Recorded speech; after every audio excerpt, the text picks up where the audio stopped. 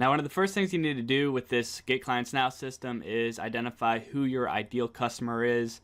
And if you've been in business for a while, you probably already know who your ideal customer is and you already have this figured out. But it's always good to just kind of put some thought into it and just kind of double check what you think you already know. And of course, if you haven't really done any of this type of stuff before, it's time to sit down and figure out who you actually want to serve. So basically, who do you want to work with? We got to figure this thing out before we move on with our system here. So this includes things like demographic information, so age, gender, location, race, etc.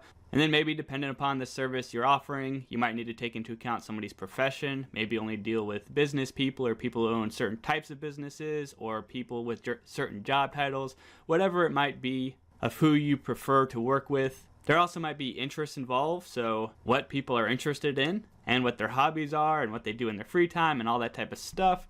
And then there also might be some requirements and qualifications, like you might need people that own a house or generate X amount of dollars in revenue or have Y number of employees. So there might be some cold hard lines in the sand, qualifications you need people to have in order for you to take them on as a client. And another way to think about this is how much money do you want to make each year? And what you want to do with that information is take your annual revenue, so how much you want to make in a year, and divide that by the cost of your service, so how much you intend to charge, and that equals the number of clients you're going to need. And when you're doing this, also think about, can you realistically service that many people? If not, you're going to need to adjust one of your two variables here, whether it's your annual revenue, maybe you need to decrease it some, or maybe you need to go ahead and increase your cost of service. So that way you come up with a more manageable number. And then of course you need to make sure that there are that many people. Now, being that you're likely offering some sort of high-end service, the chances of you having that many people in the world is quite high, I am sure. But in some instances, if you're dealing with like a local market, you might really need to make sure that there are really that many people around you with the right demographics, profession, interests, requirements, and qualifications, etc. in order to make sure that you can generate enough money to support yourself. So you can obviously just think about it. So for example, let's say I'm going to offer sales funnel services to small businesses. And more precisely, let's go with local businesses,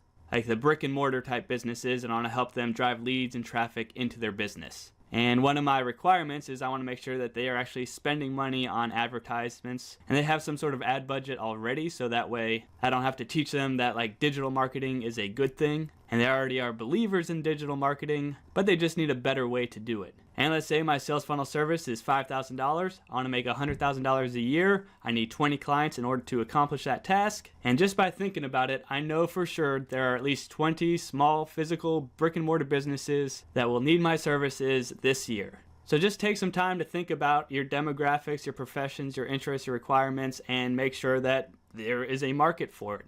And also, you can also go through Facebook's saved audience feature to make sure that there are enough people for you to service. And we're going to go through that in this next video.